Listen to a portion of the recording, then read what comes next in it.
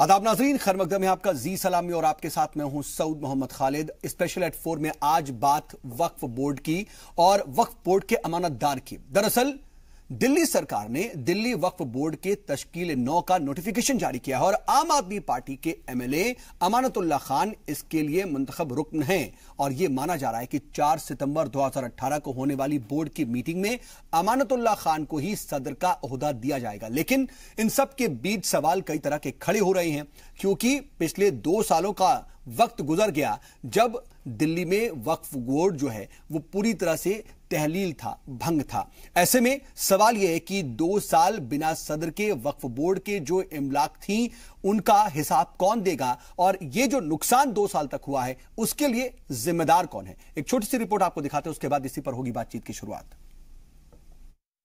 गुज़िश्ता 20 महीने से तहलील दिल्ली वक्फ बोर्ड की तश्कील 9 के लिए नोटिफिकेशन जारी कर दिया गया है। दिल्ली के वजीर आला अरविंद केजरीवाल ने आम आदमी पार्टी के ओखला से एमएलए अमानतुल्लाह खान पर एक बार फिर से यकीन जाहिर किया है। पीर की शाम हुकूमत की जानिब से दिल्ली वक्फ बोर्ड के अरकान की फहरिस्त जारी की गई, जिसमें मुंतखब रुकन के तौर पर अमानतुल्लाह खान को जगह मिली है। इस फहरिस्त में कुल 6 अरकान शामिल हैं, इनमें 3 मुंतखब और 3 मेंबर नामजद हैं। इस तरह के कयास भी लगाए जा रहे हैं कि खान एक बार फिर बोर्ड के सदर बन सकते हैं। खान 6 महीने तक बोर्ड के सदर रहे थे और सितंबर 2016 में बेज़ाब्तगियों के इल्जामात के बीच उन्होंने इस्तीफा दे दिया था। अमानतुल्लाह खान ने कहा था कि उनकी वजह से एलजी दिल्ली वक्फ बोर्ड तश्कील नहीं दे रहे हैं, इसलिए वो इसके बोर्ड के मेंबर ओहदे से इस्तीफा दे रहे हैं। दिल्ली हुकूमत के रेवेन्यू महकमे ने वजीर कैलाश गहलोत की मंजूरी से बोर्ड की तश्कील 9 का नोटिफिकेशन जारी किया। नोटिफिकेशन के मुताबिक दिल्ली वक्फ बोर्ड के अरकान 4 सितंबर को मीटिंग करेंगे और अरकान में से एक को बोर्ड का सदर मुंतखब किया जाएगा। वाज़ेह रहे कि दिल्ली वक्फ बोर्ड को बदउनवानी के इल्जामात के बाद अक्टूबर 2016 में उस वक्त के लेफ्टिनेंट गवर्नर नजीब जंग ने तहलील कर दिया था। इस दौरान वक्फ बोर्ड के सदर अमानतुल्लाह खान ही थे। बदउनवानी के इल्जाम भी इसके उस वक्त के 2 मेंबरों ने लगाए थे और मुखालिफत में इस्तीफा दिया था। बोर्ड तहलील करने के बाद साबिक एलजी नजीब जंग ने यह मामला सीबीआई को सौंप दिया था, लेकिन हुकूमत और आम आदमी पार्टी का कहना था कि जांच चलती रहे लेकिन तब तक बोर्ड की तश्कील 9 कर दी जाए। लेकिन एलजी की मंजूरी की वजह से मामला अटकता रहा। गुज़िश्ता 20 महीने से खाली पड़े चेयरमैन के ओहदे को लेकर कई बार सवाल उठाए जाते रहे हैं। साथ ही इस बात के इल्जामात भी लगते हैं कि दिल्ली में वक्फ बोर्ड के चेयरमैन न होने की वजह से जमीनों की जमकर बंदरबाट होती रही है। ब्यूरो रिपोर्ट, जी सलाम। तो कई तरह की बातें सामने आ रही हैं। एक तरफ तो जहां इस पूरे मामले पर जो दिल्ली सरकार है वो मरकजी हुकूमत पर निशाना साध रही है और ये कह रही है कि इससे पहले जब साबिक एलजी नजीब जंग ने तहलील की थी, वक्फ बोर्ड को तहलील किया था, तो वो बिल्कुल ठीक नहीं था क्योंकि उस वक्त बाकायदा वक्फ बोर्ड की जो जमीनें हैं उसके तहफ्फुज के लिए काम किया जा रहा था। जो भू माफिया हैं उनके खिलाफ मुहिम चलाई जा रही थी, लेकिन उस वक्त इसको तहलील कर दिया गया। ऐसे में अब जब कहीं ना कहीं कोर्ट से फटकार लगी है और कहीं ना कहीं ऊपर से एक प्रेशर बना है, उसके बाद अब मौजूदा जो एलजी हैं उन्होंने इस पर नोटिफिकेशन पर साइन कर दिया और अब बाकायदा इसको लेकर के तैयारी शुरू हो गई। और लेकिन इन सब के बीच ये कहा जा रहा है कि 4 सितंबर को अमानतुल्लाह खान को ही वक्फ बोर्ड का सदर बनाया जाएगा। इन सब के बीच जो ये 2 साल का वक्फा अक्टूबर 2016 से लेकर के अगस्त 2018 के बीच का जो वक्त गुजरा है, इस बीच क्या वक्फ को नुकसान नहीं पहुंचा और इसके लिए जिम्मेदार कौन है, इसका हिसाब कौन देगा, यह अपने आप में अहम सवाल खड़ा हो जाता है। इस पर हम बातचीत करेंगे। हमारे साथ बातचीत के लिए 2 खास मेहमान इस वक्त जुड़ चुके हैं और इसके अलावा भी कुछ और खास मेहमान हमारे साथ मौजूद होंगे। इस वक्त जो 2 खास मेहमान हैं उनसे आपका तारुफ करा देते हैं। हमारे साथ सीनियर जर्नलिस्ट अनुराग वर्मा साहब हैं, स्टूडियो में मौजूद हैं। तो वहीं हमारे साथ सुप्रीम कोर्ट के लॉयर शाहिद अली साहब भी जुड़ रहे हैं जो कि वक्फ के इमलाक के तहफ्फुज के लिए लंबे वक्त से काम कर रहे हैं। बहुत शुक्रिया आप दोनों का यहां पर जुड़ने के लिए और हमारे साथ जो आप जुड़े इसके लिए आपका बहुत इस्तकबाल है। शाहिद अली साहब, मैं आपके पास आना चाह रहा हूं। सर, ये जो पूरा मामला है इसको जरा तफसील से हम समझेंगे क्योंकि आपने वक्फ के लिए बहुत वक्त से काम किया है, इसके तहफ्फुज के लिए भी आप लंबे वक्त से जद्दोजहद करते दिखाई दे रहे हैं। ये जो 2 साल का वक्त गुजरा है, ये पूरा मामला आप किस तरह से देखते हैं? इसमें कसूरवार असल में कौन है?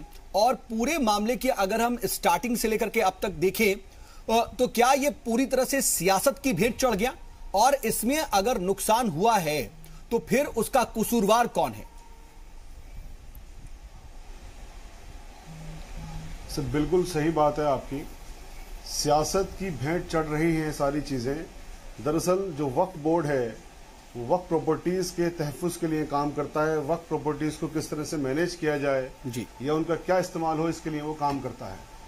अफसोस की बात यह है कि जो केजरीवाल सरकार दिल्ली के अंदर बैठी है वक्फ के ऊपर जरा सा भी इंटरेस्ट नहीं लेती है, या मैं बिल्कुल जिम्मेदारी के साथ कह रहा हूं क्योंकि बहुत सारे मुकदमे वक्फ बोर्ड के खिलाफ लड़ रहा हूं या वक्फ प्रॉपर्टीज के खिलाफ मैं लड़ रहा हूं कि केजरीवाल सरकार वक्फ बोर्ड में जरा सा भी इंटरेस्ट नहीं रखती है, रत्ती भर भी इंटरेस्ट नहीं रखती है। बल्कि मैं अगर ये कहूं कि वक्फ बोर्ड के खिलाफ काम करने के लिए केजरीवाल सरकार, उनके तमाम ओहदेदारान हर वक्त तैयार रहते हैं, तो उसमें कोई गलत बात नहीं होगी। हमने 2015 में पिटिशंस डाली, 2015 की पिटिशंस के बाद में 2018 में आकर के वक्फ ट्रिब्यूनल कायम हो रहा है। वक्फ ट्रिब्यूनल कायम करने के लिए तो एलजी की मोहर की जरूरत नहीं थी, वक्फ ट्रिब्यूनल कायम करने के लिए किसी की जरूरत नहीं थी। वक्फ ट्रिब्यूनल जब 2015 से लगातार ऑनरेबल हाई कोर्ट ऑर्डर कर रही है तब आकर के 2018 में किया है। यहां पर इन लोगों को एक बहुत अच्छा मौका मिला हुआ है। हर चीज का ब्लेम एलजी के ऊपर डाल दीजिए, हर चीज का ब्लेम सेंट्रल गवर्नमेंट के ऊपर डाल दीजिए। सेंट्रल गवर्नमेंट अपनी जो गलतियां हैं, सेंट्रल गवर्नमेंट ने जो कुछ किया है आज तक वक्फ के साथ, वो अपनी जगह है। लेकिन यहां पर जो वक्फ बोर्ड की कॉन्स्टिट्यूशन नहीं हो गया 2 साल से, और जो वक्फ की बिल्कुल बंदरबाट कर रखी है, ये पूरी तरह से केजरीवाल सरकार इसके अंदर 100% इन्वॉल्व है। मैं आपको बहुत सारे एग्जाम्पल दे सकता हूं, चाहे वो लाल मस्जिद की जमीन का मैटर हो या निजामुद्दीन की दूसरी जमीन का मैटर हो या 300 वक्फ के इमलाक जो कि भारत सरकार ने वक्तन वक्तन एक्वायर किए हैं, उनका मसला हो। जब ऑनरेबल कोर्ट एक चीज की डायरेक्शन दे रही है, 990 प्रॉपर्टीज खाली करने के ऑर्डर्स 2015 से honourable high court, division bench, chief justice साहब की कोर्ट लगातार इनके ऑफिसर्स को कोर्ट के अंदर बुला रहे हैं, फटकार इनके ऊपर पड़ रही है, ऑर्डर इनके खिलाफ तमाम हो रहे हैं, तब भी 2015 से लेकर के आज तक सिर्फ 18 प्रॉपर्टी ये लोग खाली करवा पाए हैं 990 में से।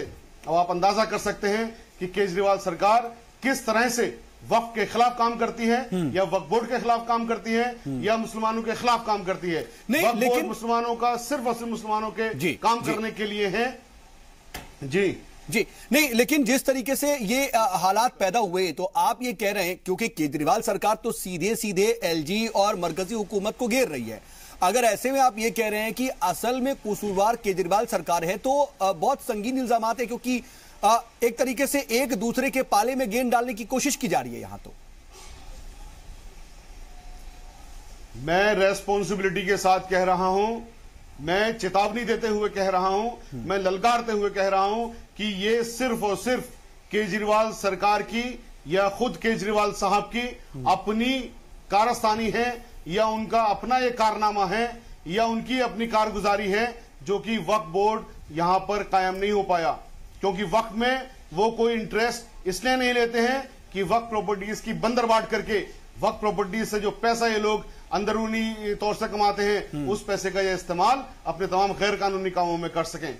बिल्कुल मैं इसमें अमानतुल्लाह खान को आप कैसे देखते हैं, उनके किरदार को कैसे देखते हैं? क्योंकि 2016 में जब लड़ाई है, हाँ, जब 2016 में तहलील किया गया वक्फ बोर्ड को, तो उस वक्त भी अमानतुल्लाह खान सदर थे, बाकायदा सीबीआई की भी इसकी इंक्वायरी दी गई। लेकिन अब जब 2 साल बाद एक तरीके से एक नोटिफिकेशन जारी हुआ है, ये इम्कान जाहिर किए जा रहे हैं कि अमानतुल्लाह खान को ही इसकी जिम्मेदारी सौंपी जाएगी, एक बार फिर से उनके हाथ में वक्फ बोर्ड दे दिया जाएगा।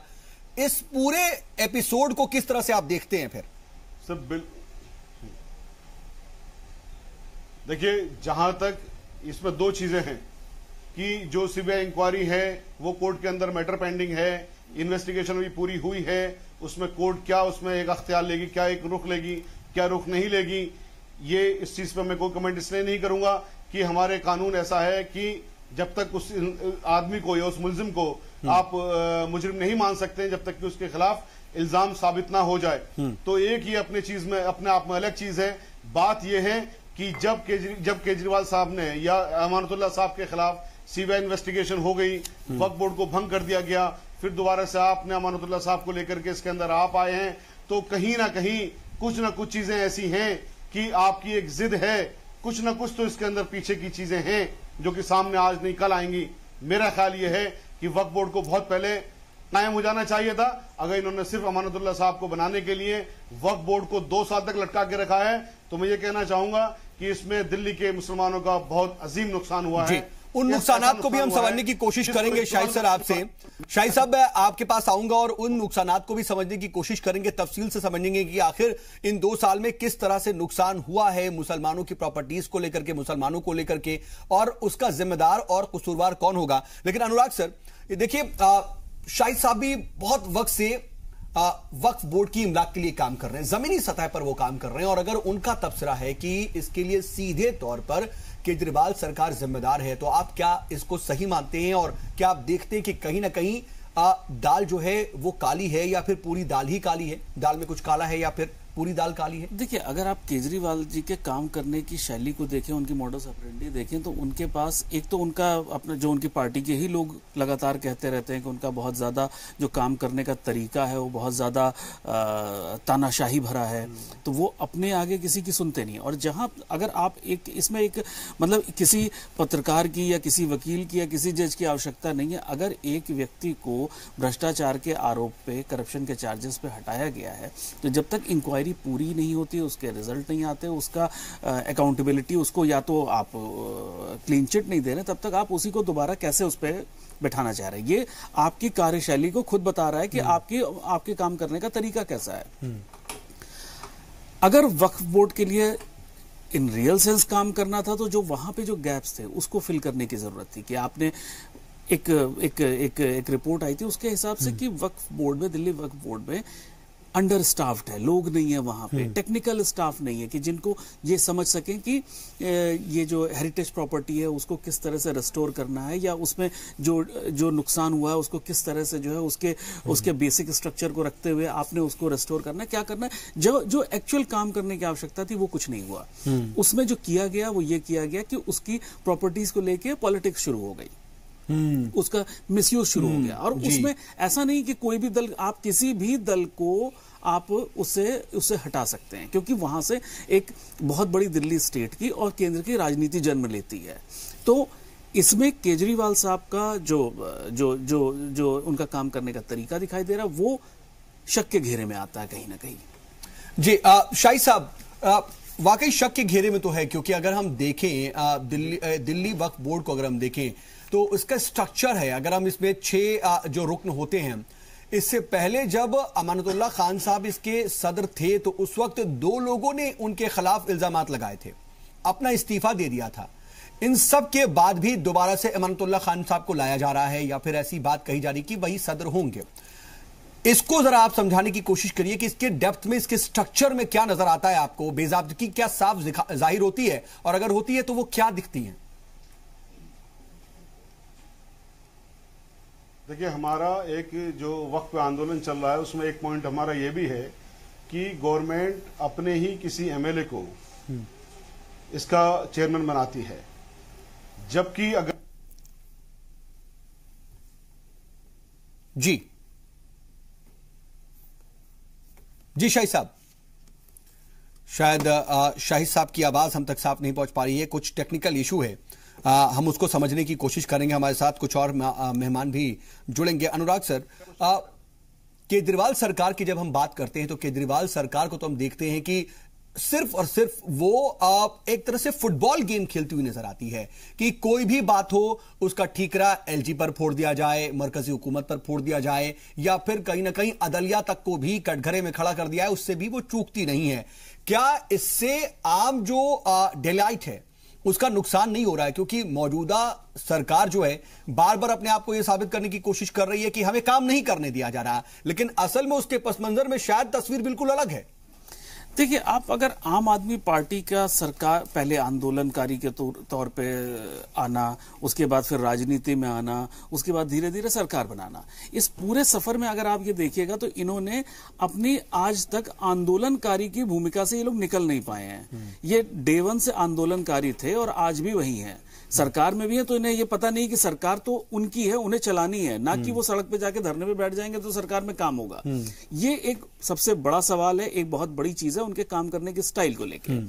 नंबर 2 जहां तक आता है कि जो उनका वोटर है उसको ये लोग गुमराह करते हैं कि जी केंद्र नहीं काम करने दे रहा है, या मतलब किसी पे भी आरोप लगा देना है कि आप जब सरकार चला रहे हैं तो अकाउंटेबिलिटी आपकी है। अगर आपको एलजी काम नहीं करने दे रहा तो आपने नहीं, शाही साहब बता भी रहे हैं कि बहुत से ऐसे मैटर्स थे, बीच में हम देखें तो एलजी की मोहर की भी जरूरत नहीं थी, लेकिन फिर भी इसको लटकाए रखा गया और एक तरह से यह वक्त दिया गया कि 2 साल तक मामला लटका रहे। देखिए, अगर सरकार के हाथ में इतनी तो पावर होती है कि अगर वो जो है वहां पे अगर सदर नहीं है तो भी वो जो अपने काम करवाना चाह रहा है वो करवा सकता है। तो उसमें कहीं ना कहीं इस चीज को, मामले को दबाने की कोशिश की गई कि मामला लोग भूल जाएं और उसके बाद फिर वो जो अपनी मर्जी हो उसके हिसाब से काम किया जा सके। तो इसमें आम आदमी पार्टी की सरकार की जो भूमिका है वो कहीं ना कहीं शक के घेरे में नजर आती है और बार बार तमाम मामलों में ये बातें सामने आती हैं। हमारे साथ कुछ और खास मेहमान भी जुड़ गए हैं इस प्रोग्राम में। अपने उन मेहमानों से भी आपका तारुफ करा देते हैं। हमारे साथ एजुकेशनलिस्ट फिरोज बख्श साहब भी इस वक्त हमारे साथ मौजूद हैं। इसके अलावा हमारे साथ बीजेपी के तर्जुमान महेश वर्मा जी भी मौजूद हैं। आप दोनों का बहुत इस्तकबाल।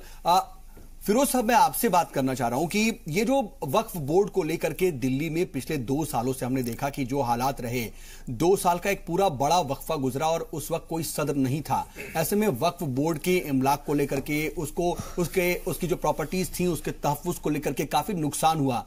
क्या वाकई बिना सदर के भी अंदर खाने इसको नुकसान पहुंचाया गया? क्योंकि शाही साहब हमारे साथ जुड़े हुए हैं, वक्त के लिए बहुत काम भी उन्होंने किया है। वो कह रहे हैं कि असल में इससे जो कमाई होती है या फिर कहीं ना कहीं जो गैर कानूनी काम है उसको अंजाम देने के लिए खास तौर पर इसको इस तरीके से डिले किया गया, रखा गया। देखिए, ये बड़ा अहम आपने सवाल पूछा है मुझसे, खासतौर से वक्फ का। वक्फ का पहले तो हमें मतलब जानना चाहिए। देखिए, वक्फ का मतलब ये वो चीज जो गरीबों के लिए वक्फ कर दी गई है, दान दीन धर्म में दे दी गई है। तो उससे जो है बेवाएं हैं, गरीब बच्चे हैं, वो लोग हैं जिनके पास रोजी रोटी नहीं है, तो वक्फ का काम ये है कि उनके to look after all those people. अब आपने जो सवाल उठाया है वक्फ के ताल्लुक से, ये बड़े अफसोस का मकाम है कि वक्फ के पास, मैं बताऊं आपको, कैलकुलेट किया गया था 3,75,000 करोड़ की, यानी 4 लाख करोड़ की प्रॉपर्टी आज की तारीख में है। अगर उस प्रॉपर्टी को कायदे से, ऑल ओवर इंडिया की बात कर रहा हूँ, उसको कायदे से रेगुलेट कर लिया जाए तो मैं समझता हूँ जितने भी ये गरीब इदारे हैं, जितने भी गरीब मदरसे हैं और बच्चों की, पूरी मुस्लिम कौम के जो बच्चे हैं जो मेडिसिन करना चाहते हैं, जो इंजीनियरिंग में जाना चाहते हैं और भी जो दूसरी ज़रूरतें हैं, ये सारी सिर्फ इसके किराए से पूरी हो सकती थी।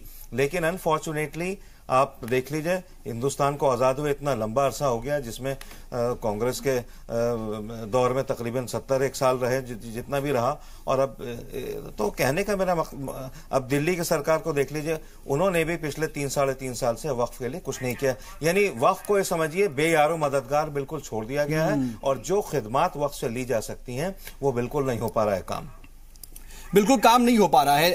महेश वर्मा जी, देखिए, सीधे तौर पर अगर हम दिल्ली हुकूमत को देखें तो सीधे तौर पर वो मरकजी हुकूमत को कटघरे में खड़ा करती है और कहती है कि इस तरीके के हालात पैदा किए जाते हैं कि वो काम ही ना कर पाए। वक्फ के मामले में भी वो यही कह रही है और आप पर ही इल्जाम तराशी हो रही है। इस पर आपका स्टेक क्या, आप क्या कहेंगे? देखिए, ये तो जैसे अभी हमारे मित्र जो कह रहे थे एक बात की, इस सरकार की एक आदत में शुमार हो चुकी है कि कोई भी इसकी फेलियर की जो बात होती है ना, वो बीजेपी या केंद्र सरकार के ऊपर डाल के ये बात करती है। जबकि वक्फ बोर्ड जो है अपने आप में, अभी जैसे हमारे फिरोज साहब ने एक बात कही कि वक्फ का जो गठन किया गया था वो इस उद्देश्य से किया गया कि भाई इसके जरिए जो है हम कौम की जो है भलाई के लिए, हित में, इंटरेस्ट में जो अच्छा काम हम कर सके। जैसे एक अमूमन मैं उदाहरण आपको दूंगा कि इसी तरह से दिल्ली शहर में शिरोमणि गुरुद्वारा प्रबंधक कमेटी भी चलाई जाती है, बेशक, और वो लोग, उनका मैनेजमेंट देखिए, उनकी स्कूल देखिए, उनके हॉस्पिटल देखिए, वो लोग इस कम्युनिटी के बजाय बहुत कम संख्या में हैं लोग, लेकिन उनकी नीयत साफ है। वक्फ को आज तक एक लूट का अड्डा बनाए रखा गया। वक्फ हमेशा जो है इस चीज के लिए इस्तेमाल किया गया कि यहाँ भू माफिया, यहाँ ऐसे लोग लोगों की पैठ हो गई थी कुछ समय तक, जो कि एक ही काम करते थे कि वक्फ बोर्ड की जो जमीन है, कब्रिस्तान है, आपकी जानकारी के लिए बता दें बड़ी बात सऊद साहब कि वक्फ बोर्ड की यहाँ 123 प्राइम प्रॉपर्टी है, जिसमें ओबराय होटल के सामने भी एक प्रॉपर्टी है। बेशक, हाँ, अंदाजा है। यहाँ पे हम स्कूल चला सकते हैं, यहाँ पे हम बहुत अच्छे काम कर सकते हैं, और इसके लिए नेशनल वक्फ बोर्ड डेवलपमेंट कुछ बना था, जिसपे कि एनबीसीसी के साथ एमयू भी हुआ था, और दिल्ली की इन सारे प्रॉपर्टी को डेवलप करके, और यहाँ हमारे जो मुस्लिम बच्चे हैं या हमारे समाज की जो, लेकिन मैं जी कहा तो यही जा रहा है कि आप सब कुछ जानते हुए भी आप असल में ये खुद करने नहीं दे रहे हैं, ये काम होने नहीं दे रहे हैं। कहा ये कि करने नहीं दे रहे हैं? इस पर कौन इनको रोक सकता है? कौन इनको रोक सकता है? ये कैबिनेट का फैसला था एलजी के थ्रू आपने। नहीं साहब, ये कैबिनेट के फैसले पे जो मोहर लगाई गई थी, ये तो बेवकूफ बनाने वाली, ये तो जनता को गुमराह करने वाली बात करते हैं। जो कैबिनेट का फैसला था उसके ऊपर आज से नहीं, नजीब जंग साहब जब थे उन्होंने मोहर लगा दी थी इसके ऊपर। मैं आऊंगा, और रास्ता तभी साफ हो गया था। इन लोगों ने गठन नहीं किया, इसके लिए ये किसी और को जिम्मेवार थोड़ी ठहराएंगे। हमारे साथ कांग्रेस के लीडर शकील अंसारी साहब भी जुड़ चुके हैं और इस वक्त फोन लाइन पर हमारे साथ मौजूद हैं दिल्ली वक्फ बोर्ड के साबिक चेयरमैन चौधरी मतीन अहमद साहब। मतीन अहमद साहब, आपका भी बहुत इस्तकबाल है जी सलाम पर।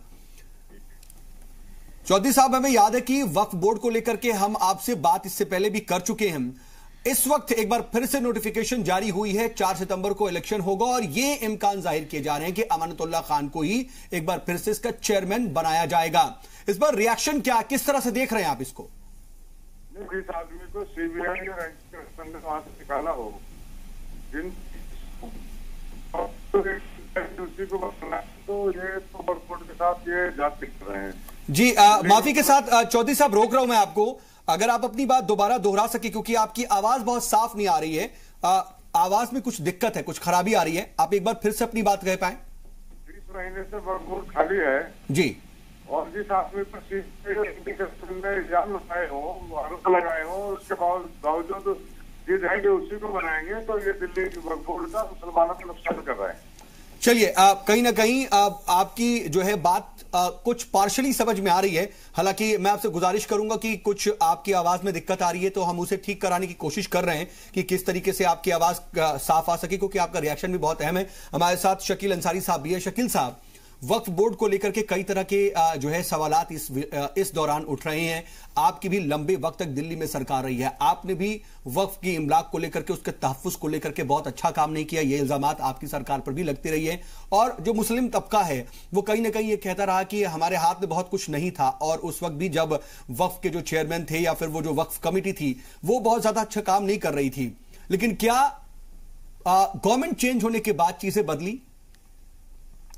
देखिए, ये वक्फ बोर्ड का जो मसाइल आप सब्जेक्ट डिस्कस कर रहे हैं बहुत महत्वपूर्ण और इम्पॉर्टेंट है, लेकिन ये फेज बाय फेज अगर उसको डिस्कस करेंगे तब आ पाएगा सही हालात का तजिया। आप ही बता दीजिए जी। क्योंकि दिल्ली वक्फ बोर्ड की बात अगर कर रहे हो तो दिल्ली वक्फ बोर्ड अलग है। अगर पूरे वक्फ अमलाक की, कई बार अभी हम अपने पैनलिस्ट से सुना, पूरे वक्फ अमलाक की मसाइल से मसला हुआ, दोनों ही बहुत बड़ा मसला है सर। देखिए, अगर देखा जाए टोटलिटी में तो वक्फ इमलाक के तहफ्फुज़ का मामला ही बहुत बड़ा है, लेकिन उसमें जब हम सिर्फ दिल्ली की बात करते हैं तो वो भी अपने आप में इतना बड़ा मसला होता है कि आज हम इस पर बात कर रहे हैं। नहीं, दिल्ली का मसला भी एक बहुत बड़ा मसला आप बात कर सकते हैं, लेकिन दो अलग अलग चीजें हैं, उन पर बहुत तरह तफसीली आप डिस्कस में जाइए तो उससे कुछ रिजल्ट मिलेगा जरूर। सबसे बड़ी बात यह है कि देखिए, आजादी के बाद बहुत सारे अमलाक जो है हमारे औकाफ के, लोग ट्रांसफर जो हो गए, चले गए, वो अमलाक काफी बड़े पैमाने पर दूसरों के कब्जे में चले गए। जो दिल्ली वक्फ बोर्ड, जो पुराना वक्फ बोर्ड था, वो उससे अगर आप जोड़ के देखिएगा तो पंजाब, हरियाणा, ये सारी प्रॉपर्टीज जो है आपकी एकाएक जो है वो दूसरों के कब्जे में चली गई। एक है। दूसरे ये कि सरकार ने जो इसके लिए वक्फ बोर्ड के लिए कानून सब बनाए, आहिस्ता आहिस्ता बनाया, ऐसा नहीं है कि बहुत पहले से कोई कानून 1964 में हो पाई, कानून 1954 में बन गया था, 64 में इसकी तश्कील हुई, अमल में आया। ठीक है, तो मैं ये कह रहा हूं कि आहिस्ता आहिस्ता है। ऐसे पहले मौवाक़े मौजूद थे जिसमें सरकार का कोई इंटरफेरेंस नहीं था, कम्युनिटी का ही इंटरफेरेंस था। कम्युनिटी चाहती तो उस वक्फ अमलाक के सही हालात और जिस तरह से कब्जा हो रहा है उसको रोक सकती थी, उसके लिए सही तरीके। तो हम कह सकते हैं कि कई बार तो हमारी कम्युनिटी ने भी वक्फ अमलाक को खुर्द-बिर्द किया है। तो ये दो अलग अलग सवाल है। बेशक सवाल सबसे महत्वपूर्ण है जो आप दिल्ली पर आ जाइए। हाँ। और अभी दिल्ली पर जब है वक्फ बोर्ड का नया तश्कील है, तो दिल्ली का नया एक्ट के मुताबिक है मेंबर चुने जाएंगे, सेंट्रल वक्फ एक्ट है उसके मुताबिक मेंबर चुने जाएंगे, उसके बाद इलेक्शन होगा। इलेक्शन आज तक ये है कि मैं किसी एक पार्टी पर इल्जाम नहीं लगाऊंगा, वक्फ बोर्ड में चेयरमैन वही बहाल हो जाता है जो मेंबर की अक्सरियत होती है, और मेंबरों की अक्सरियत घूम फिर के जो रूलिंग पार्टी उसकी होती है। और सर ये रवायत आपने भी कायम रखी थी। ये रवायत की बात मैं नहीं कह रहा हूं, मैं सच्चाई से अगर बात करूं, सही बात है, बिल्कुल सही बात है और अच्छी बात है, सही बात है। सबसे बड़ी बात ये है, इसमें 1 मिनट मेरी बात पूरी हो जाए, सबसे इंपॉर्टेंट इसमें ये बात है कि खुद को या सरकार को ये बात पहले ऐसी थी, आज भी सोचनी चाहिए कि जो फर्द कौम के लिए कुछ कर सकता है, कंट्रोवर्शियल नहीं है, उसको ये जिम्मेदारी दी जाए। चलिए आप चारों तरफ हो आए और बहुत ब्रॉडर पर्सपेक्टिव में इस पर बात की, लेकिन जो मैं कंस्ट्रक्टिव वे में, फोकस्ड वे में बात करना चाह रहा था, आपसे सवाल जो पूछा था उसका जवाब नहीं आ पाया। बहरहाल चौधरी मतीन अहमद साहब एक बार फिर से हमारे साथ फोन लाइन पर जुड़ चुके हैं, उनसे भी हम रिएक्शन लेंगे। मतीन साहब आप बने रहिएगा, जरा वक्त एक छोटे से ब्रेक का हो चला है, ब्रेक से लौटते और फिर बातचीत को आगे बढ़ाते हैं।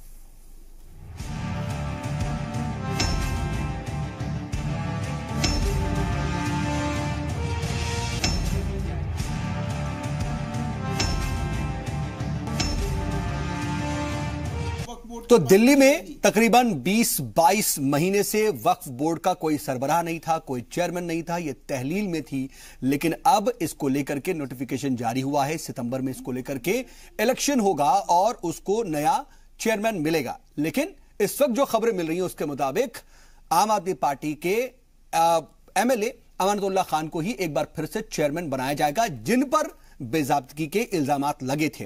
इन सब के बीच में दरअसल हम आम आदमी पार्टी के किरदार के बारे में बात कर रहे हैं कि जिस तरीके की बात कही जा रही है, क्योंकि आम आदमी पार्टी इसको लेकर के मरकजी हुकूमत पर, एलजी पर इल्जामात लगा रही है। क्या वाकई वो इल्जामात सही हैं? क्या वाकई आम आदमी पार्टी भी एक तरह से दूध की धुली है? क्या वो वाकई बिल्कुल एक तरह से मुतासरा है और उसको काम नहीं करने दिया जा रहा, या फिर कहीं ना कहीं उसकी भी शमूलियत है कि वक्त को इतना बड़ा नुकसान पहुंचा कि 20 महीने तक उसका कोई चेयरमैन ही नहीं था? हमारे साथ बातचीत के लिए खास पैनल मौजूद है और शाहिद सर मैं एक बार फिर से आपके पास आ रहा हूं और इसी बुनियाद को समझने की कोशिश कर रहा हूं कि इन 20-22 महीनों में बहुत ज्यादा नुकसान आप बता रहे थे कि उठाना पड़ा है। वो नुकसानात क्या थे और आम आदमी पार्टी एक बार फिर से अगर अमानतुल्लाह खान साहब को ही सेंटर में लाने की कोशिश कर रही है तो इसको किस तरह से आप देख रहे हैं? 900 मेरी आवाज आ रही है आपको? जी हाँ, बिल्कुल मिल पा रही है। मेरी आवाज आ रही है आपको? जी हाँ, बिल्कुल मिल रही है सर। 990 प्रॉपर्टी जैसे मैंने आपको बताया, जब खाली करने के ऑर्डर्स हैं और 990 प्रॉपर्टी में बहुत सारी प्रॉपर्टी इतनी बड़ी प्रॉपर्टी है कि उसमें कॉलेज या स्कूल नहीं बल्कि यूनिवर्सिटी कायम हो सकती है। उन प्रॉपर्टीज को आप खाली नहीं करवा रहे हो और जो 18 प्रॉपर्टी कोर्ट के बहुत ज्यादा सख्त तरीन रवैये के बाद खाली भी हुई, आपने अंदरूनी पैसे लेकर के दोबारा उनको लेट आउट कर दी। चूंकि वक्फ बोर्ड कोई है नहीं, कोई कुछ कहने सुनने वाला है नहीं, जैसा आपका मन होगा आप ऐसा काम करेंगे। आपके अफसरान कोर्ट में जाके हाजिरी लगाते हैं और वो कुछ काम करते नहीं है। एक इसमें से लाल मस्जिद का आपने वाकया सुना होगा जरूर। लाल मस्जिद पर आपकी यहां पर वक्फ बोर्ड का बिल्कुल साफ रवैया ये था कि साहब ये वक्फ की जमीन है, सीआरपीएफ वहां पे कब्जा कर लेती है, कब्रों को तोड़ देती है, उसके अंदर टॉयलेट बाथरूम बनाती है, मस्जिद भी आधी अच्छी खासी तोड़ देती है। यहां पर अगर वक्फ बोर्ड होता तो मेरा ख्याल यह है कि कोई एफआईआर होती, लेकिन केजरीवाल साहब ने सिर्फ इस बात के अलावा कोई एक्शन नहीं लिया। वहां पे एक नोटिस तो लगाया वक्फ बोर्ड की जमीन है, कोई एफआईआर उसमें नहीं करवाई। आज दिन तक भी, इस बात को 2 साल होने जा रहे हैं, आज दिन तक भी कोई भी ऐसा एक्शन नहीं लिया गया उनके खिलाफ कि हम उसको ये कह सकें कि साहब इन्होंने एक्शन लिया, ठीक है, या वक्फ की प्रॉपर्टी को बचाने का काम किया। क्या आपको लगता है कि अब जब एक बार फिर से चेयरमैन बनाया जाएगा अमानतुल्लाह खान को? बहुत इंपॉर्टेंट बात है, सुन लीजिए। जी, तकिया काले खां मैं आपको बता रहा हूं। हाँ, तकिया काले खां में सर मेरी बात सुन ले, ये वाली इंपॉर्टेंट बात है। तकिया काले खां में सिर्फ 288 प्रॉपर्टी वक्फ की थी। कोर्ट ने ऑर्डर किया कि आप 990 प्रॉपर्टी खाली करवाइए। केजरीवाल सरकार ने दिल्ली हाईकोर्ट में एफिडेविट देती है कि तकिया काले खां में 745 प्रॉपर्टी है, यानी कि 500 प्रॉपर्टी का आप घोटाला कर रहे हो। और वो 500 प्रॉपर्टियां इतनी बड़ी प्रॉपर्टी हैं उसमें से कि मैं बता रहा हूं बहुत ज्यादा, आप कम से कम 10 यूनिवर्सिटी कायम कर सकते हैं, इतनी बड़ी बड़ी प्रॉपर्टियां हैं ये। जो आप 500 प्रॉपर्टी का जो आप घोटाला कर रहे हो, वो 500 प्रॉपर्टियों को जमीन खा गई या आसमान खा गया, क्योंकि एक पर्टिकुलर जगह पर 245 प्रॉपर्टी है एक पर्टिकुलर एरिया में। आप कह रहे हो 990 में से 745 प्रॉपर्टी सिर्फ इसी जगह पर है, तो यानी कि 400 साढ़े 400 प्रॉपर्टी का जो घपला है, ये केजरीवाल सरकार ने इस 2 साल में, अगर वक्फ बोर्ड होता तो मेरा ख्याल है जो मेंबरान है उसके, बाकी एक गवर्नमेंट का है लेकिन कुछ और लोग भी हैं, कुछ ना कुछ इसके अंदर एक्शन होता। वक्फ बोर्ड को ना बनवा करके और वक्फ बोर्ड की कॉन्स्टिट्यूशन ना करके, मेरा ख्याल यह है कि बहुत बड़ा ये घोटाला केजरीवाल सरकार ने किया है, जो आज ना कल इसका इंशाल्लाह ये खुलेगा जरूर, और हम इसे बिल्कुल ऐद किए हुए हैं, इस घोटाले को सबके सामने लेके आएंगे, चलिए, और खोलेंगे जरूर। हाँ, मैं आ रहा हूं, इसमें बोलना चाहेंगे एक सेकंड उनसे। ये वक्फ बोर्ड का गठन ना होना, इसका ये मतलब नहीं है कि वक्फ बोर्ड फंक्शनिंग में नहीं है। वक्फ बोर्ड फंक्शनिंग में होती है, उनके सीईओज हैं, उनके पूरा अमला है, जिनकी तनख्वाहें हैं और जिनका ये काम है, उनके लीगल लोग हैं।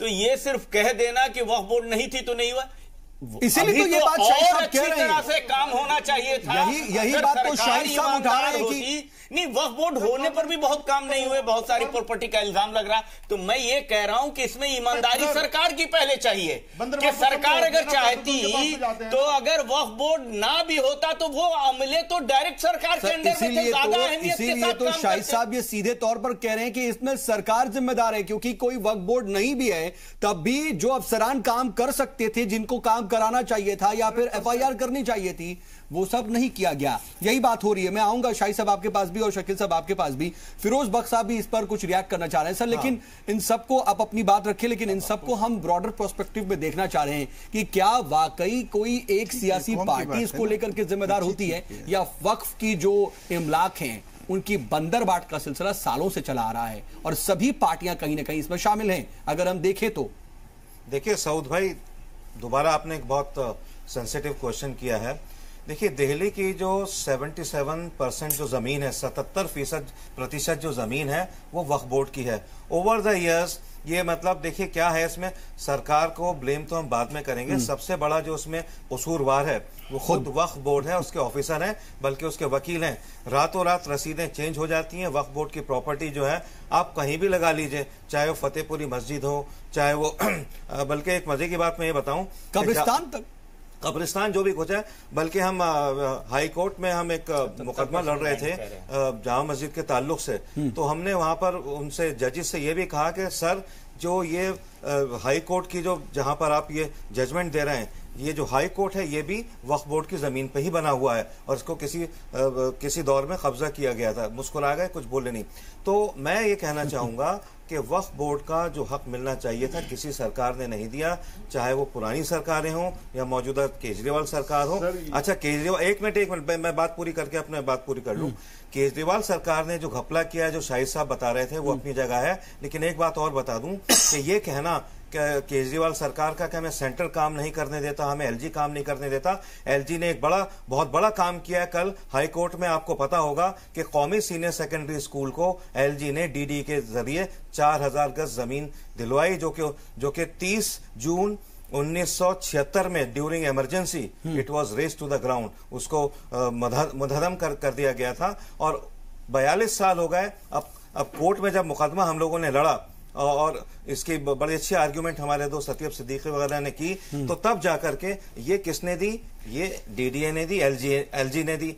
तो मुझे समझ नहीं आता कि ये जो दिल्ली सरकार है आखिर क्यों इल्जाम लगाती है। जिसको जो काम करना चाहिए, सेंटर ने अपना काम कर दिया, अनिल बैजल साहब ने अपना काम कर दिया, एलजी ने। आप क्या कर रहे हैं? अब आपका एक काम रहता है, मैं देखता हूं कितना आप काम करते हैं, डायरेक्टरेट ऑफ एजुकेशन को ये एक बहुत ही मयारी उर्दू मीडियम स्कूल बनाना है, स्टेट ऑफ द आर्ट और डिजाइनर स्कूल बनाना है, एजुकेशन को लेकर के बड़ी अपनी पीठ थपथपाती है ये गवर्नमेंट। देखना है सऊद भाई कि केजरीवाल साहब और उनके एजुकेशन मिनिस्टर जो है वो कितना काम करते हैं, कितना काम करते हैं वाकई, और उनकी जो है नीयत वाकई कितनी अच्छी है। लेकिन अनुराग सर, बात देखिए यहां पर सिर्फ दिल्ली वक्फ बोर्ड की नहीं होती है। बात जब वक्फ की इमलाक की आती है तो ब्रॉडर पर्सपेक्टिव में जाता है मामला, और हम देखते हैं कि पूरे मुल्क में वक्फ की इमलाक के साथ क्या कुछ हो रहा है।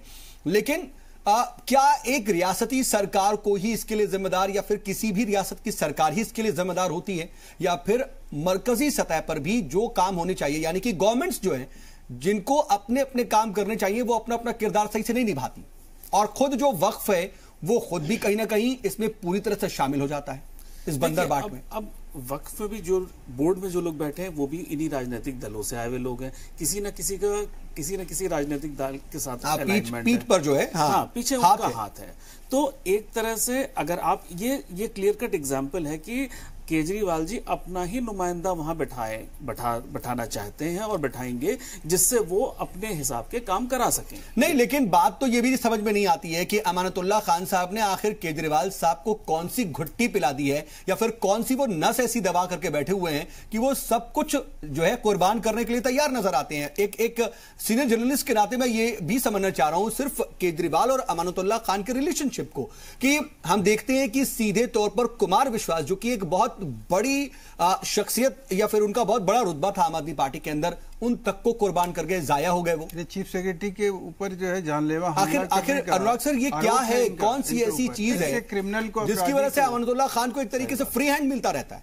ये भी एक बड़ी चीज है समझने की बात। एक बहुत बड़ा आम आदमी पार्टी के, देखिए ये आम आदमी पार्टी कोई अगर इनका आप इंसेप्शन से देखिए तो ये एक आंदोलनकारियों का एक ग्रुप था जो धीरे धीरे उसको एक उसको राजनीतिक एक पॉलिटिकल उसको जामा मिल गया, और वो मतलब ये हमारे देश का एक ब्यूटी भी है, उसे कह सकते हैं कि उनको बहुमत भी मिल गया, सरकार बन गया। लेकिन क्या वो अपने उस माइंडसेट से निकल पाए? वो नहीं निकल पाए। वो आज भी वही बने हुए हैं। जिस समय आंदोलन होता, आंदोलन में तरह तरह के लोग होते हैं, उस समय थे। तो क्या आपने जब सरकार आपने बनाई तो क्या उन लोगों को फिल्टर किया? ये भी बताइए, जो ख्वाब उन्होंने दिखाए लोगों को, दिल्ली के लोगों को, उन ख्वाबों में से कितने फीसद ख्वाब जो है उनकी ताबीर हो गई है? हाँ। कितना काम उन्होंने कर दिया है? देखिए काम से आपने क्या किया? आपने सिस्टम में सर, मैं आम आदमी पार्टी के एक कंस्ट्रक्शन की बात कर रहा हूं कि जो इस वक्त जो उसका ढांचा है, कहा जाता है कि एक तरह से डेमोक्रेटिक सिस्टम ही नहीं है पार्टी के अंदर। हम एक पूरी फहरिस्त देख सकते हैं और बड़े बड़े नामों की फहरिस्त देख सकते हैं जो सिर्फ इसी बात को कह करके आम आदमी पार्टी से अलग हो गए। हाल फिलहाल में आशुतोष को देख लीजिए, क्या कहते हैं, आशीष खेतान को देख लीजिए। अरे हम भी एक वक्त इनके साथ थे, लेकिन इंटरनल आप तो प्राइमरी थे, आम आदमी पैदा करने वालों में से एक थे। बिल्कुल बिल्कुल। और जितना भी सपोर्ट कम से कम मुस्लिम कम्युनिटी में दिलवाया है वो हम जैसे लोगों की क्रेडिबिलिटी की नहीं, और आप खुद भी अमानतुल्लाह साहब को बहुत अच्छी तरह से जानते हैं, इसीलिए मैं इसके बाद इसीलिए आपसे ही समझना चाह रहा था कि अमानतुल्लाह खान साहब के पास ऐसी कौन सी जड़ी बूटी है जो उन्होंने अरविंद केजरीवाल को खिला रखी है। सर इसमें जड़ी बूटी से भी ज्यादा, सॉरी मैं बीच में टोक रहा हूं, इससे भी ज्यादा होता है कि मैरिज ऑफ कन्वीनियंस, कि तुम मेरी पीठ थपथपाओ, हम तुम्हारी पीठ थपथपाए। क्योंकि आज आम आदमी पार्टी के पास एक बहुत बड़ी समस्या है कि उनके पास जो लोग, जो सोचने वाले लोग हैं, जो सही डायरेक्शन में जाने वाले, ले जाने वाले पार्टी को लोग थे, वो खत्म हो चुके हैं। नहीं, असल में तो वहां पर ना ओपिनियंस को जो है वो वेलकम ही नहीं किया जाता है। देखिए ये दिखता है, और फिरोज बख्श साहब तो खुद इस बात को अच्छी तरह से समझते हैं, जानते हैं, कहते भी हैं। बहुत जबरदस्त हिटलरवाद है, और उनकी आम आदमी पार्टी चलाने वाले जो नेता है उनकी पॉलिसी है यूज एंड थ्रो, यानी टिश्यू पेपर पॉलिसी है। आपने फला शख्स से काम लिया, आपका काम निकल गया, अब आप उसको जो है दरवाजा दिखा दीजिए। तो ये दिस इज वेरी अनफॉर्चुनेट। अब कितने अच्छे लोग जो है, मैं अरविंद केजरीवाल को बुरा नहीं कह रहा हूं, अरविंद केजरीवाल बहुत बड़े मतलब एक तरह से एक्टिविस्ट हैं और एक बड़ी पार्टी बनाई है, बड़ा काम किया है, चीफ मिनिस्टर के लेवल पे आ गए 4-5 साल में।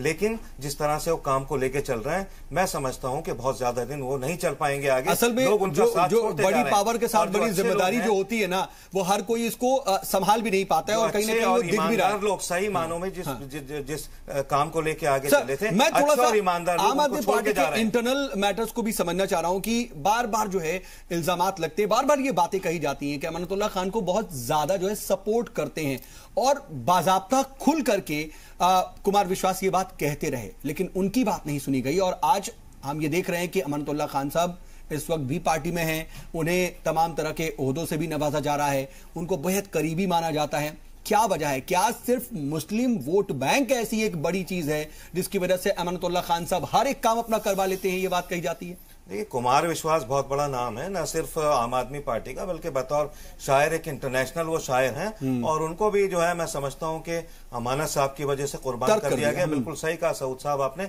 अब वो मैरिज ऑफ कन्वीनियंस की बात कर रहे हैं, वो क्या है?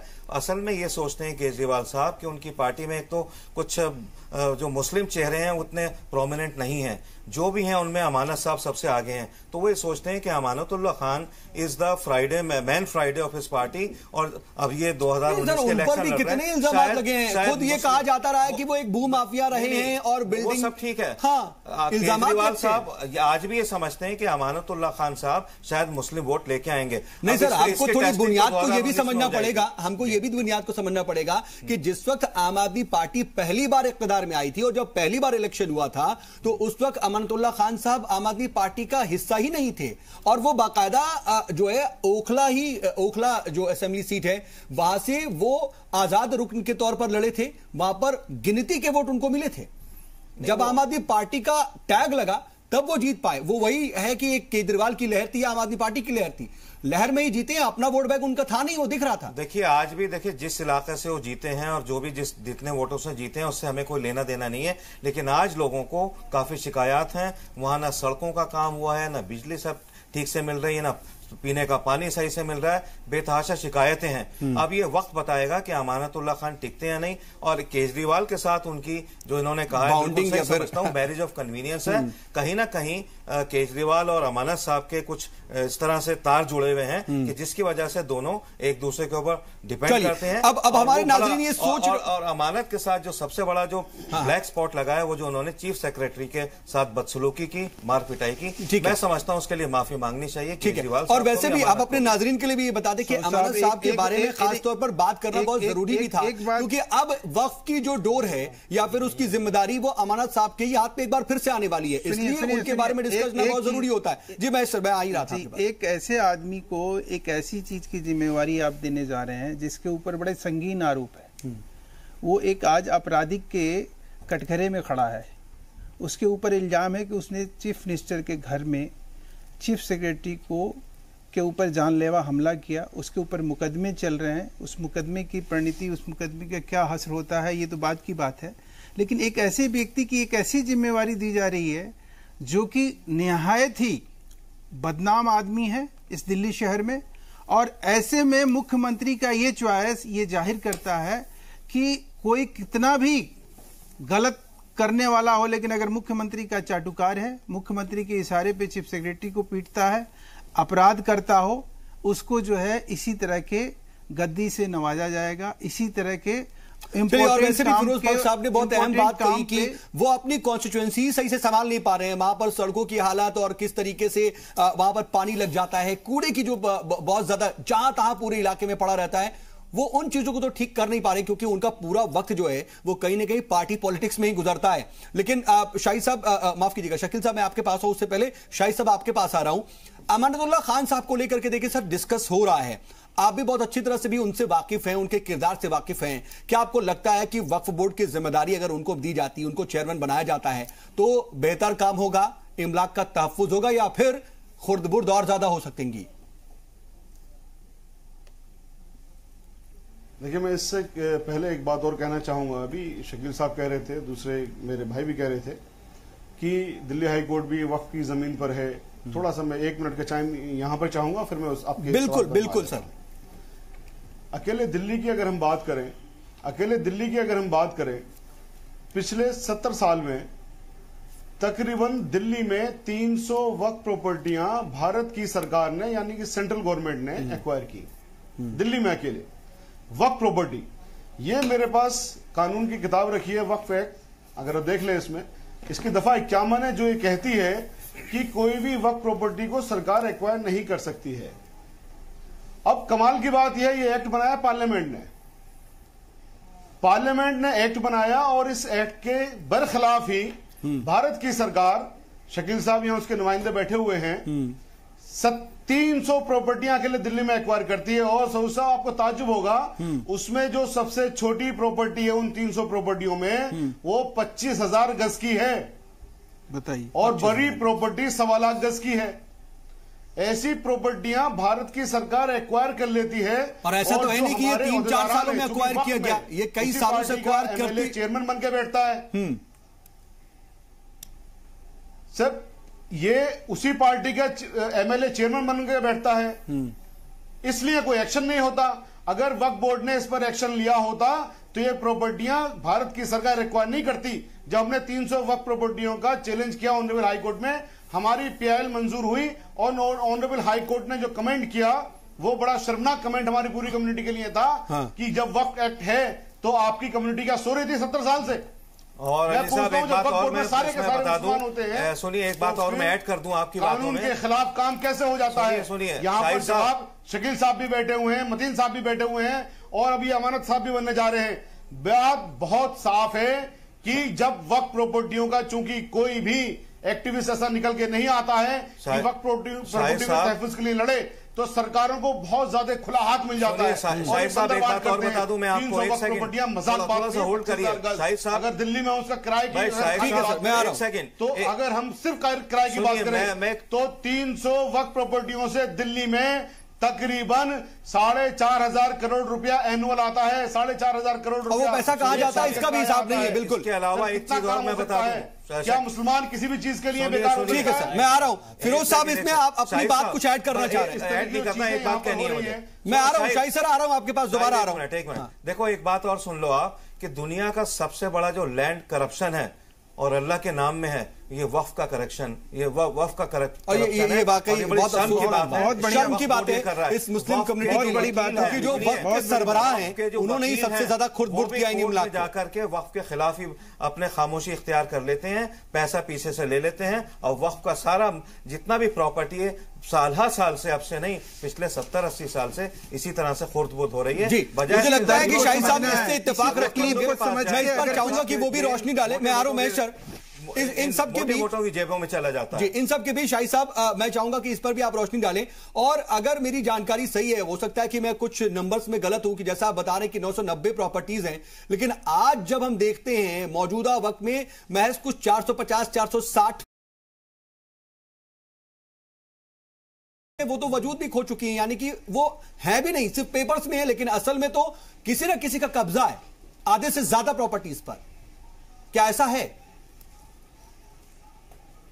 ये जो सोसा आप बात कर रहे हैं, ये खाली दिल्ली में जो कब्रिस्तान थे उसकी बात कर रहे हैं। बिल्कुल, मैं उसी की बात कर रहा हूं। मैं आपको बता दूं, दिल्ली में जितनी वक्त प्रॉपर्टी है मैं आपको उंगली पे गिरा सकता हूं सर। 750 कब्रिस्तान में से सिर्फ हमारे पास 139 बचे हैं, बाकी जमीन खा गई, आसमान हमें नहीं पता है। ठीक है, 990 वक्त प्रॉपर्टियां ऑलरेडी ऑर्डर्स हो चुके हैं, खाली होने के, नहीं करवाए जा रहे। 123 वक्त प्रॉपर्टियां जिसकी अभी बात कर रहे थे हमारे भाई के ओबराय के सामने भी एक प्रॉपर्टी है। ये 123 प्रॉपर्टी हैं जो कि गवर्नमेंट दोबारा से वक्फ बोर्ड को दे चुकी है। उसमें हाई कोर्ट में एक स्टे चल रहा है, केस चल रहा है, वो भी इंशाल्लाह खत्म हो जाएगा। इसके अलावा 300 वक्त प्रॉपर्टियां ये वाली जो कि सबसे छोटी वक्त प्रॉपर्टी। शाही साहब, इसीलिए मैं जल्दी से आपसे समझना चाह रहा हूं कि वक्फ को और वक्फ बोर्ड को हम कंक्लूड कर रहा हूं सर, मेरी बात तो सुनिए। मेरा एक सवाल है कि हम सबसे बेहतर जो है, शायद आप सबसे बेहतर समझते हैं वक्फ को, इसीलिए मैं ये जानना चाह रहा हूं कि अमानतुल्लाह खान साहब को अगर इसकी जिम्मेदारी दी जाएगी, चेयरमैन बनाया जाएगा, तो क्या आपको लगता है कि सही हाथों में होगा वक्फ बोर्ड? ये रिएक्शन बहुत अहम है आपसे। देखिए, अमानतुल्लाह साहब का मैं आपको एक इंसिडेंट बताता हूं, सिर्फ मेरी पर्सनल राय के उसमें नहीं जाता मैं। अभी हमने एक ये जो तुगलकाबाद में कब्रिस्तान है, यहाँ पानी भर गया था बहुत बुरी तरह से, कब्रों के अंदर पानी आ गया था और तमाम उस पर हमने बहुत ज्यादा इस पर एजिटेशन में चलाया था। 18 नवंबर को हमने एजिटेशन शुरू किया था और अल्हम्दुलिल्लाह 8 दिसंबर को हम उसमें कामयाब हो गए थे।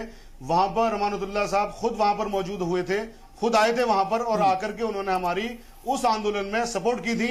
उसको अगर हम मद्देनजर रखें तो मैं कह सकता हूं कि वो इंशाल्लाह बाकी सबसे तो अच्छे होंगे।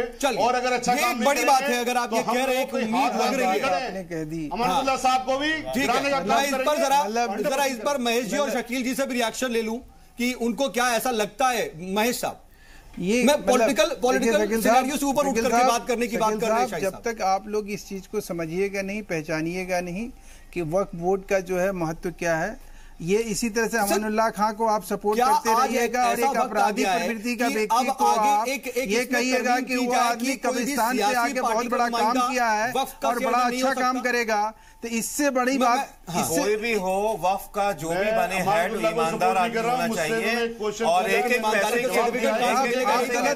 मामले में उसको ईमानदारी से काम करना चाहिए। सर्टिफिकेट ये कहां से मिलेगा कि कौन ईमानदार है? यही तो दिक्कत है। के लिए सेवाओं के लिए काम करना चाहिए। देखिए साहब, मेरा सिर्फ ये कहना है साहब कि अगर आपको उसी तरह से जिंदा करना चाहिए जैसे शिरोमणि गुरुद्वारा प्रबंधक कमेटी अपना काम कर रही है, तरहीब देनी चाहिए। और ये हेल्थ और एजुकेशन के लिए इस प्रॉपर्टी का सही तरह से इस्तेमाल हो, इसका विकास हो और इस समाज को, कौम को और जितने भी लोग हैं दिल्ली वासी के लोगों सबको इसका फायदा मिले, इसी में इसके लिए हमें सोचना चाहिए, इसके लिए काम करना चाहिए। शकील साहब जल्दी से रिएक्शन। नहीं, जल्दी से हम तो बैठे रह गए, आप मेरा वक्त ही नहीं आ पाता है आपके डिबेट में। माफी के साथ कुछ और चीजें एक ही मिनट में भी आ गए और अब खत्म भी कर रहे हैं, जब बहुत जल्दी आप कह रहे हैं। सवाल ये पैदा होता है कि शाहिद साहब बहुत ही एक्टिविस्ट हैं, उनकी अपनी राय है और उसकी राय पर हमें किसको बनना चाहिए नहीं बनना चाहिए, कोई फरिश्ता ला के आप बता दीजिए वक्फ बोर्ड के लिए दिल्ली कि किसको बनाया जाए, तो ये अलग बात है। तो वो बात पर हम जाते ही नहीं है। मसाइल जहां तक है, मसाइल दिल्ली वक्फ बोर्ड का 95% प्रॉपर्टी कोई अवाम के कब्जे में नहीं है, सरकार के कब्जे में है, कुछ दिल्ली सरकार के कब्जे में है, कुछ सेंट्रल गवर्नमेंट के कब्जे में है और उन्हीं तरह के केसेस हैं। और शकील साहब, एक मिनट में करप्शन का सबसे बड़ा अड्डा है वक्फ बोर्ड। एक मिनट में दिल्ली वक्फ बात खत्म करिए, बहुत मौका भी नहीं मिला, मैं चाहूंगा उनकी पूरी बात आ जाए। मेरी बात आप दूसरी बात यह है कि वक्फ रजिस्ट्रेशन का काफी शुरू के दिनों में वक्फ का रजिस्ट्रेशन जो है वो वक्फ बोर्ड के साथ कराया ही नहीं गया, बेसिक सवाल पर आते नहीं है, जिसकी वजह से क्लेम नहीं हो पाता था। अब अल्लाह के फजल से बहुत लोग जो है सोशल वर्कर मौजूद हुए हैं, जिन लोगों ने लार्ज स्केल में उन प्रॉपर्टियों के कागजात निकाल के वक्फ बोर्ड के साथ टैग किया है। और जब वो टैग किया है उससे पहले वो प्रॉपर्टी वजूद में नहीं है, वो कहीं ना कहीं कब्जे में है, किसी के कहीं ना कहीं कब्जे में है। और 123 प्रॉपर्टी जो बहुत ही prime property of the Delhi का चर्चा कर रहे थे, मैं ये कह रहा हूं ये बात सुप्रीम कोर्ट तक में गया और वक्फ बोर्ड एक पार्टी थी, एक बड़े लीडर कांग्रेस पार्टी के ही वकील की हैसियत से सुप्रीम कोर्ट में अपीयर भी हुए थे। सुप्रीम कोर्ट ने जजमेंट दिया और फिर कहा कि भाई आप जो वक्फ बोर्ड है वो भी पार्ट ऑफ द गवर्नमेंट है और आपका क्लेम कहां है, वो भी गवर्नमेंट के साथ क्लेम है। तो वही 3 महीने का स्टे दिया कि आप लोग बैठ के सेटल कीजिए कि आप सरकार ही है और सरकार की एजेंसी है जो केस कर रही है उसको कर दे। सर मैं फाइनल कमेंट और उसके बाद एक सेकंड मैं पूरा करूं, 1 सेकंड। उसके बाद 900 प्रॉपर्टी और प्रॉपर्टी है जिन प्रॉपर्टियों का हिसाब किताब कर रहे हैं, लेकिन वक्फ बोर्ड में होता क्या है ये जो बता रहे हैं कि सही है, गलत लोग तो है ही है वहां पर भरे पड़े। छोटे छोटे जो वो मुस्लिम दुकानदार हैं जिनकी रोटी रोजी चल रही है उनके ऊपर तो तलवार लेके खड़े हो जाते हैं, लेकिन लार्ज स्केल में जो प्रॉपर्टीज का कब्जा है बड़े पैमाने पर वो आखिर में आ गई। मैं फिरोज सर के पास जाना चाह रहा था, लेकिन सर माफी के साथ बिल्कुल इजाजत नहीं है, वक्त बिल्कुल भी इजाजत नहीं दे रहा है। आप सभी मेहमान हमारे साथ जुड़े और बातचीत में शामिल हुए, इसके लिए आपका बहुत बहुत शुक्रिया। ठीक है सर, बहुत बहुत शुक्रिया सर। ठीक है सर, बहुत बहुत शुक्रिया। लेकिन देखिए बहुत ज्यादा इंपॉर्टेंट बातें जो है शकील साहब ने कही हैं और ब्रॉडर पर्सपेक्टिव में देखने की बात है, और असल में तो इसके लिए कहीं ना कहीं सरकारें जिम्मेदार हैं और सरकारें चाहें और सही से इस पर काम करें तो वक्फ प्रॉपर्टीज के बंदरबाट जो पहले हुई है साल दर साल उनको ठीक किया जा सकता है। और शायद आने वाले वक्त में इस पर भी काम करने की जरूरत है कि यह देखा जाए कि वक्फ का कोई भी चेयरमैन सियासी पार्टी का नुमाइंदा हो ही ना। आज स्पेशल 4 में बस इतना ही।